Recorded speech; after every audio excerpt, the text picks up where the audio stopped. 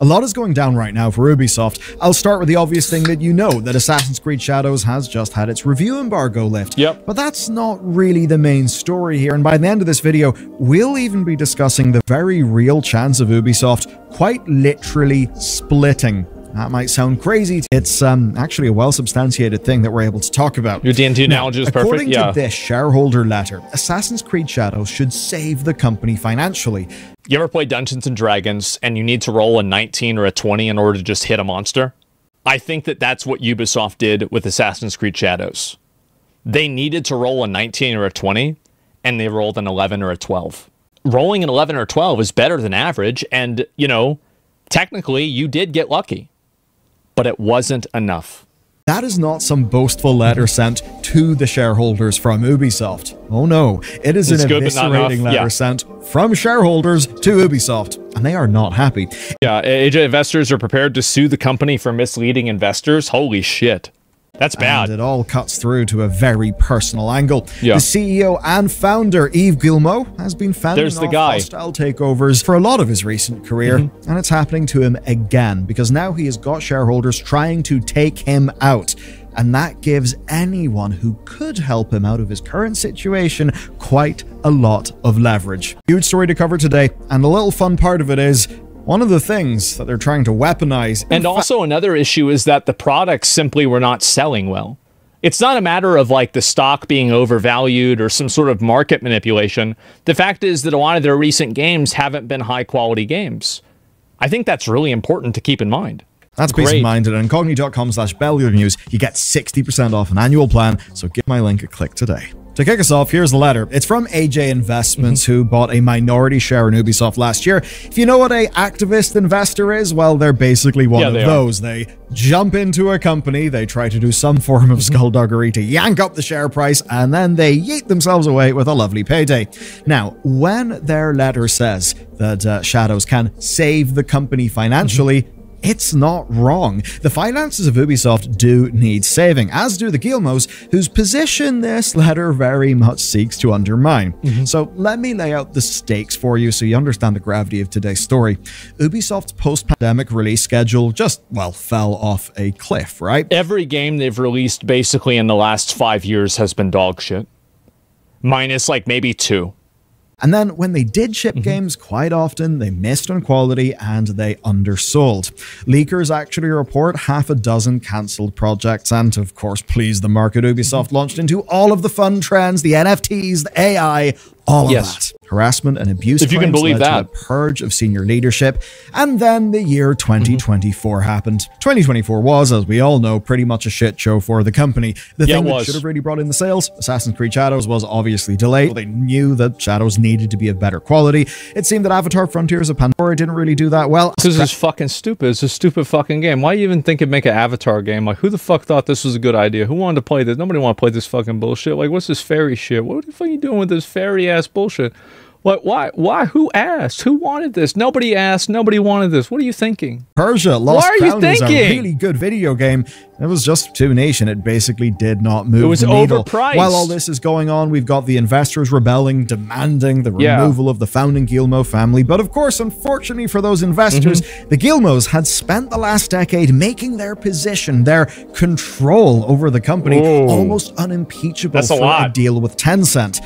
And so, Shadows was delayed. And I think this game got delayed like 2 or 3 times, too. It wasn't even just once. If Shadows flops, it's proof that Ubisoft does need to be gutted, and that leadership, say the Guillemots, really are the problem, at least to the investors. If the game succeeds, in a way it'll almost be proof that management should have just made a lot of decisions a lot sooner, and basically for AJ Investments with their letter, no matter what happens with Shadows, they'll get to basically say, yeah, we told you so. Now, don't be confused here. Okay. This is a very, very, very bad graph. Just because you release one game that does well. As I said, you needed to roll a 19, you rolled an 11. But it doesn't matter because it doesn't counterbalance everything else that was bad. They are parroting very obvious criticisms of Ubisoft, many of which I'd say we could probably agree with. Sure. But as an example, they're also pissed off over the delay to Shadows. I think we all know that that delay was a good thing, and as you'll soon find out in this video, they're trying to rile everybody up to generate headlines to put more pressure on the Guillemos, which will, of course, make their position far stronger. Professional complainers. Given that they're trying to do the whole rebelling thing. Absolutely. We'll get into that. But for now, let's examine the spiciest claims of their letter. Ubisoft have been secretly meeting Microsoft, Electronic Arts, Tencent, and more. That is the claim that is made by the shareholder letter, and it's far from the only bit of pressure that AJ Investments are seeking to mount up. So they're playing Assassin's Creed IRL with the company? They plan a lawsuit against Ubisoft's management as well. That's a lot. They say have wrongfully withheld information and hurt shareholders. Now, sparking this was the Assassin's Creed Shadow dual delay and then the financial forecast changes that were caused by that. Suffice to say, yeah, revenue projections went down. Massively. But then it gets a bit juicy because they say that this depressed stock price would allow the big players to buy up Ubisoft on the cheap. True. But that's what happens whenever the game does badly. I mean, I think that's normal. They were doing research. Yeah, that's totally normal. That would be great. It would be fulfilling management's personal goals at the expense of the portfolios of smaller shareholders. Yeah, sure. Perhaps shareholders like AJ Investments. It's quite spicy. Are people happy about this? I think the people are happy about this is because they view Ubisoft as a representative of everything that's wrong with video games nowadays. Slop, open world, checklist design, daily quests in a single player game, pay to win in a single player game, and it's also you have to deluxe editions that are over $100. Ubisoft is definitely if you can think of the Exodia, right, of bad video game companies, you have the head, sexual harassment allegations, the arm, the right arm, you have microtransactions, the left arm, you have woke video game design, the left leg, you have let's see, open world time-wasting mechanisms, and the right leg, you've got fucking I don't know, did I say microtransactions? I could think of 5 other ones too, but a million NFTs, shitty combat, shops. Yes, by our powers combined, Captain Planet, exactly, yes. So why people don't like this game, I think it makes a lot of sense. Allegedly, Ubisoft hit a deal with Savvy Games. Savvy Games, if you're not aware, are Saudi Arabia's state-funded gaming company. They make a lot of investments. Here's what I think. I think that they're going to these investors because they're fucking desperate. I think they know they're cooked. And so, yes, you're going to Saudi Arabia, you're going to China, Tencent, because you need somebody to bail you out because you know that you're fucked. That's the real reason. So apparently there's a deal with them to make DLC for Assassin's Creed Mirage, but I think a lot more relevant to today, quote, discussions between Microsoft, Electronic Arts, and others that are interested in acquiring IPs from Ubisoft. And if true, that is a perfect wedge issue for AJ Investments. Yeah. And they note this letter says that they will hold a protest in Paris this May, and that if things don't improve, they'll actually sue.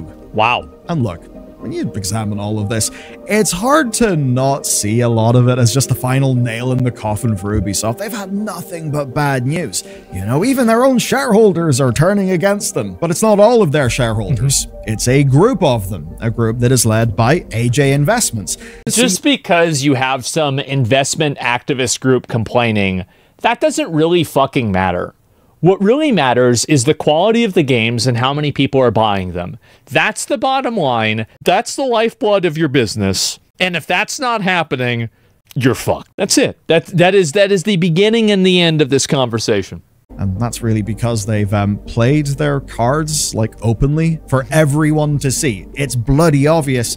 And, well, they're not the sort that we should trust, even if sometimes they'll say words that we agree with. Let me explain why. Reading AJ's letter, the one thing that will strike you is that it's dramatic, right? Ubisoft are keeping secrets. Shareholders are going to protest. Lawsuits are coming. That is all emotive, spicy stuff. And it is spicy. It's kind of fun to talk about. But here's the thing with that. we've been watching this story since it began, and it began last year. Yeah. What this letter is, because if you only see a little fragment here or there, you won't have a real full picture of the story. What this is just another play in a war game that has been going on for a while. The first letter actually came last year from AJ Invest, and this open letter blamed Ubisoft management for everything wrong with the company. And in fairness, a hell of a lot of blame does rest with them. But why was this new open letter released to IGN first? The whole letter, I mean, it's a shareholder letter. It's corporate talk. Why are you giving that to the world's most read gaming site for gamers instead of, say, the trade press? They want me to react to it.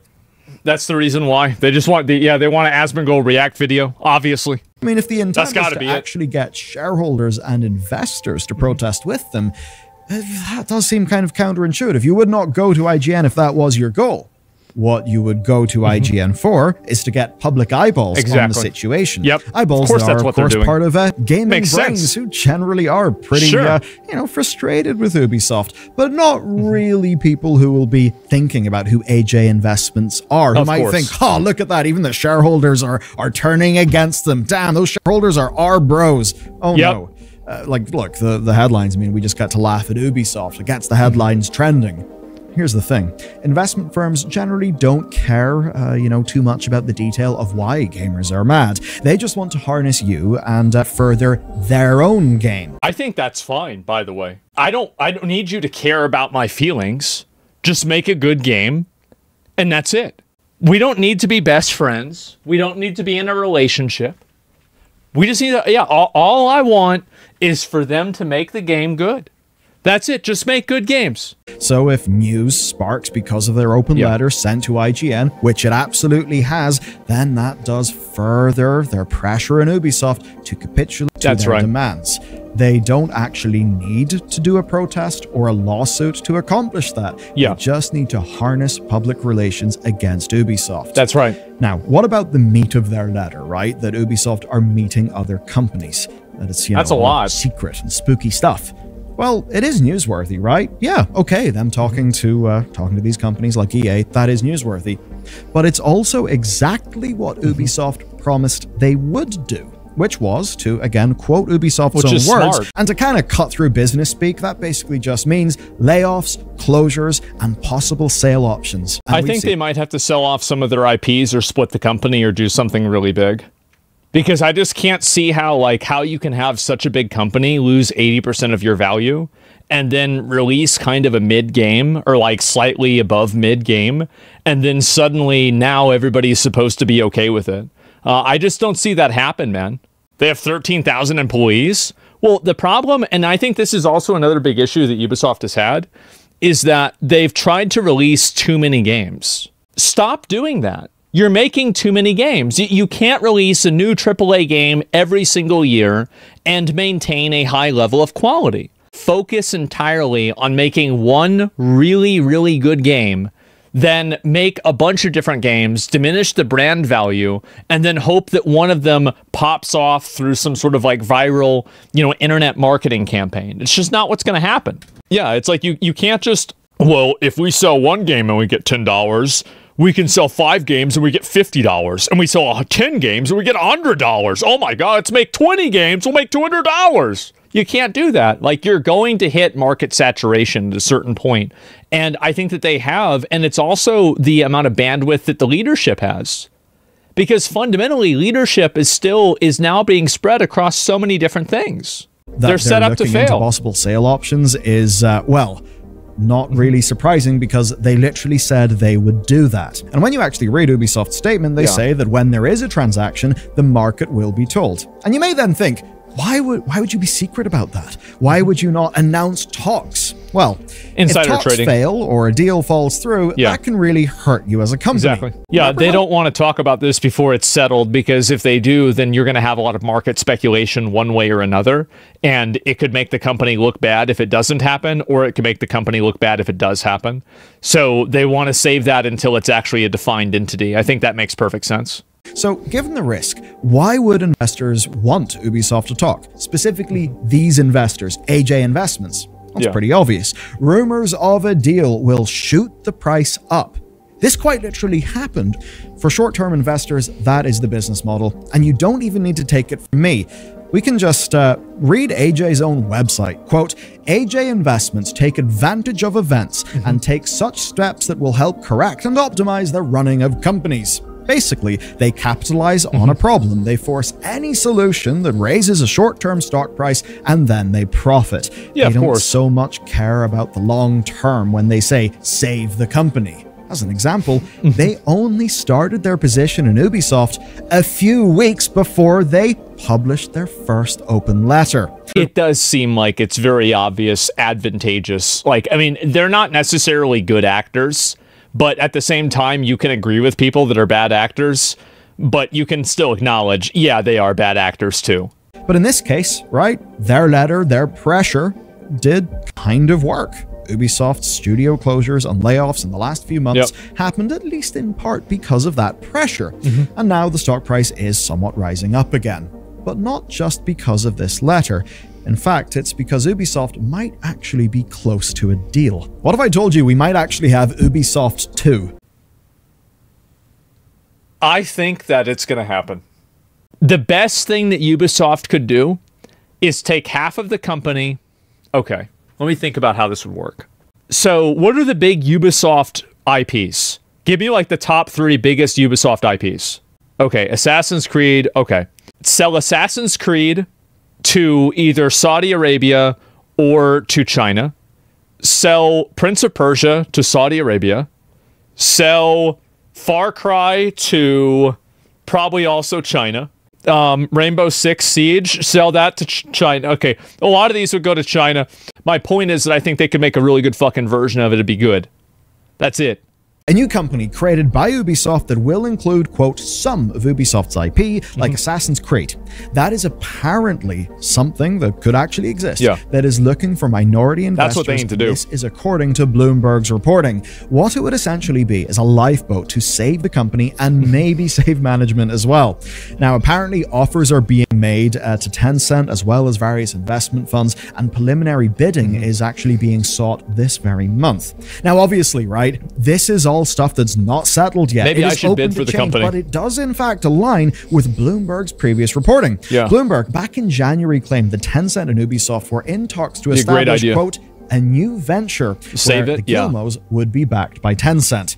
Of course, the Gilmos are already backed by Tencent. A whole bunch of the Gilmos' control over Ubisoft is actually via a company that's called, like, I think it's Gilmo Brothers Limited or whatever, where basically the Gilmo Brothers company is like a joint venture or whatever with Tencent. Anyway, what's maybe more curious here is that Bloomberg are reporting that Ubisoft may, and this is a quote, seek evaluation for the yet-to-be-formed IP unit that is higher than the size of the main companies. Man. So let that sink in. A unit of Ubisoft being worth more than Ubisoft. How can that make sense? Well, honestly, it's actually extremely simple. Efficiency. I mean, apparently they have 13,000 employees. And this goes back to what I was saying earlier. It's like if you have a game and the credits for this game are 2 hours long, you might have a little bit too many people working on the game. Maybe it's just a little bit too much. And keep in mind, the Concord credits were like an hour or an hour and a half. And everybody was joking about that, about how bad it was. Ubisoft said, hold up, I can do that better. And they did. Credits. Lots of bits of Ubisoft are actually of a negative value. Well, yeah, of course it actually makes a lot of sense that this sniped away thing, this, scalpeled away thing, a bit of a smaller, more focused company that only cares about a few IPs is likely going to be seen as a better investment. And honestly, I think it's pretty obvious why when you take a look at the games industry. So yeah, the IPs have a lot of intrinsic value, but the company structure clearly does not. Like I've said this before, that like my dream is that Nintendo will have From Software make a Legend of Zelda game. Like, I'm not, like, Tears of the Kingdom, Breath of the Wild, it's like, oh, this is nice, I guess. But I want Twilight Princess, I want Ocarina of Time, I want Majora's Mask, I want Link to the Past. I want that, plus Elden Ring. That's what I want. Well, broadly, there's two ways that could go down. Number one, the new company would just hold the IP with really no developers. So it would control the IP for minimal cost. Yeah. It would then license that IP back to the original Ubisoft entity, which would then be doing the development.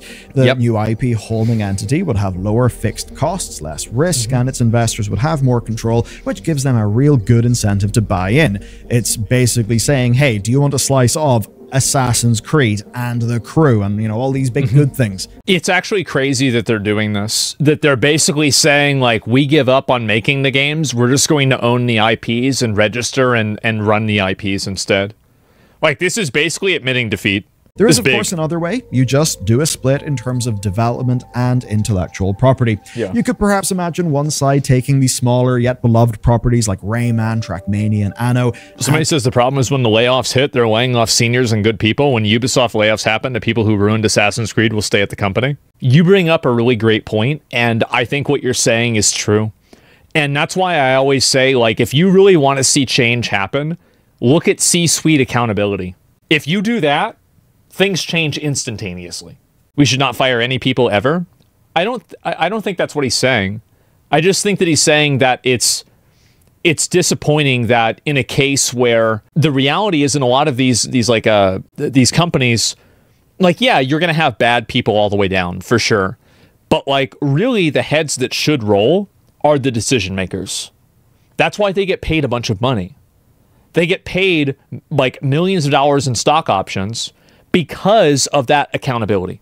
One side taking the smaller yet beloved properties like Rayman, Trackmania, and Anno, and maybe the other side taking the big AAAs, your Rainbows, Assassin's Creed, The Crew, all that stuff. Both sides of the business could here be more efficient and be more focused. Yeah. Now, there is a problem that efficiency is a fine idea on paper, and the other side of this is, yes, there are all of these rational arguments, but you could perhaps also say this would work per the goals of the Guillemot family, who would be using something like this to basically retain control of Ubisoft and solve their current predicament. Well, yeah, of course. I mean, you're licensing out the IP, you fire like 90% of the employees, and all you're doing is running a skeleton operation where you're just basically selling the thing that you already had to people to do it better than you can. I mean, I feel like if I were them, that's a huge W for me. Of course, the problem there, the thing with efficiency, is that it's fine on paper, not necessarily reality. Here's the rub for today. Assassin's Creed saving the company does not mean better games for you, okay? How many games does Ubisoft make that are more efficient for investors on release than just putting your money on the stock market, right? Like in the S&P 500. Yeah. Well, the answer basically is most of Ubisoft games aren't really worth it. Well, Ubisoft games are really good if you want to take $100 and turn it into $20. If you have $100 and you want to turn that into $10, maybe $20, Ubisoft is a really good place for you to start. But, you know, for people that want to make money, probably not. Well, it's also like these other games like Brawlhalla and these are very small games. It's nice to have a good game that has a small audience that's well designed and people enjoy it. But the problem is that that isn't necessarily going to justify 13,000 employees. The fact is that if you have a company of over 10,000 people and you make video games, you need to be making the Lord of the Rings of video games. Efficient for Ubisoft to produce Prince of Persia: The Lost Crown, right? Under pure market theory, that game was a bad investment. It was a waste of time. None of this is about the quality of the games that are being made. It's about, the thing is that I agree half with what Bellier is saying and not with the other half, is that the quality of the game, I think, also has to deal with the delivery method of the game. Like, for example, taking the character and then giving him that, like, you know, super generic Killmonger haircut and then making the narrative of the story that's just like kind of paneling and it's not actually animations, and also selling it at such a high price in a Metroidvania genre where the average price is $20. You went into a market, you didn't advertise the game very well, you're selling it way above market cost, and you're making it in a way that's not really resonating with the audience.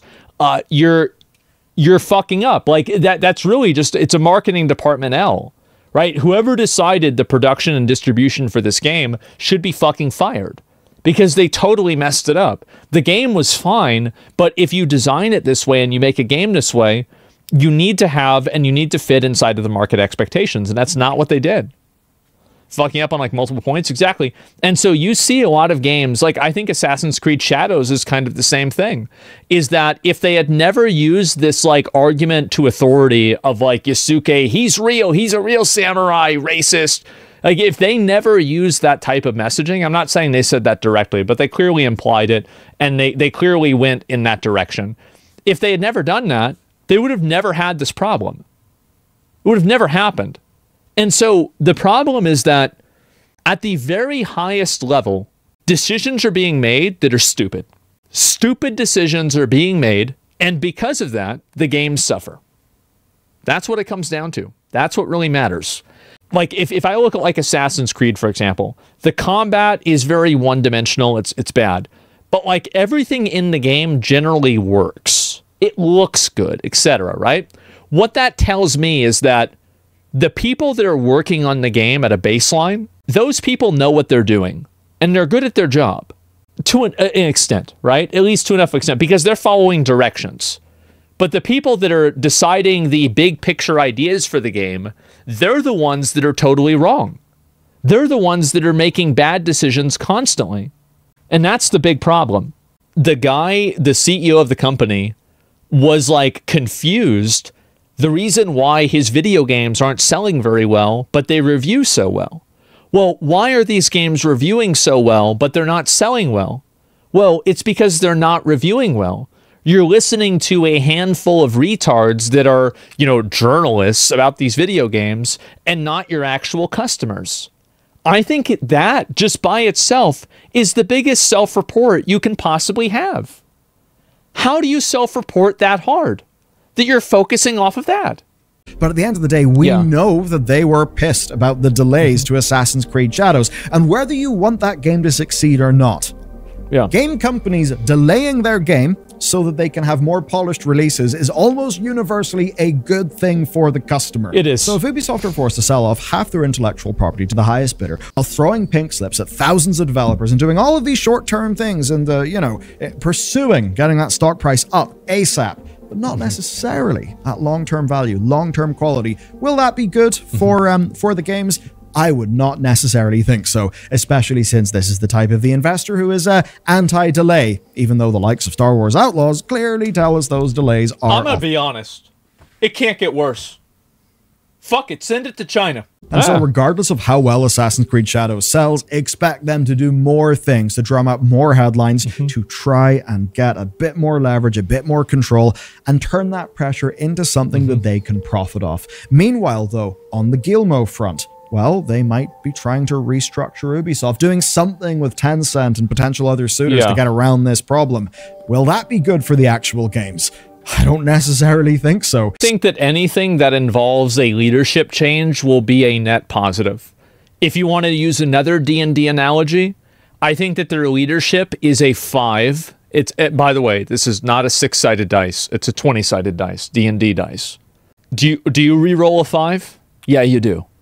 You re-roll a 5. I think that, they should re-roll it. So, at least it basically means, who knows if Assassin's Creed Shadows is going to be some amazing banger or terrible failure, whatever it is. At least, what I can say, with a good degree of surety, is that it does make for a pretty damn good episode of corporate drama. I pretty much agree with everything that he said, except for like maybe a couple of things. The gameplay in a lot of these Ubisoft games, aside from like the stealth gameplay, like the Prince of Persia combat on a fundamental level, like the Lost Crown, and the Assassin's Creed combat feels relatively good. Like, it's not bad combat. But the big problem is that the leadership and the way that the games are delivered and the way they're marketed and, like, big picture design decisions are bad. And when you think about that, I'm looking at it from the perspective of, like, if I'm just a grunt and, like, my job is to just program things to look good and to feel good to play, I'm doing my job. And I think it sucks that if they do this restructuring, that all of those people that do good work, all of those people are going to probably be let go. Or at least the majority of them. The big problem of what happened is that I think a lot of Western game studios have totally lost their focus, and they don't understand at all about like what should or shouldn't happen in the game anymore, and what should or shouldn't be in the game anymore at all. And I think that's really the big weakness that a lot of these development studios have, is that they don't have a focus in a way that is meaningful and that matters. Western games are just DEI instead of a good game. Yeah, I unironically, like, and I know this might get me in trouble, but I unironically think that the over-fixation on DEI representation, and I think hiring based off of that too, because, like, here's the way I see it. Like, I view diversity as something that usually naturally occurs whenever you engage in an international market. Like, you know, or a widespread market. Like, if you have a company that's only in Japan, you're going to have only really Japanese people that are going to play that game, right? But if you're talking about like an international thing, and think about it with streaming, right? For example, if you look at all these people, there is a tremendous amount of diversity here. It is all guys. But other than that, it's all different people, right? And that's the thing. So I look at diversity as something that if you provide an even playing field, diversity will happen naturally. But when you're hiring based off of diversity and you're hiring based off of diversity-based goals, what's going to end up happening is you're going to end up hiring people that are not the best fit. Because that's the reason, like, if this was happening naturally and you were hiring people that were the best fit, you wouldn't need these goals in the first place in order to keep things on these rails. So the only reason why you have these goals is so you can artificially add these people into the ecosystem, while at the same time not taking the person that you would have naturally taken that would have been maybe a better fit for the company, maybe a better employee or something like that. And so merit needs to be the only focus that you have. And I think that when you have a merit-based, and this is the point that I was making, is when you have a merit-based system like Twitch, nobody gets a career given to them on Twitch. People decide, like, there are people that get hosted every single day and they don't get any viewers, etc. You have a massively diverse group of people whenever you open things up to anybody can do this. And if you look at, for example, like the guys that work at X, like at Twitter, you're going to see the exact same thing. It's subjective? No, it's not. I think the truth is that it's the same with the Olympics. Like, you see people all over around in the world that are successful in the Olympics. Like, I am not a diversity disliker. I am a forced diversity disliker because I think that it's counterproductive. I think diversity happens naturally. Like, if you just look at, and again, you just look at like pictures of me and like videos of me whenever I was in high school, or like, you know, I don't know, I have a few from middle school, right? Like, or college, you'll see that like I have tons of friends that are of all different nationalities, all different races, religions, everything, right? Because it's just normal. Like growing up online, that was the default. That was what was normal. And like having a racially homogenous group is what wasn't. And so easy public school, exactly.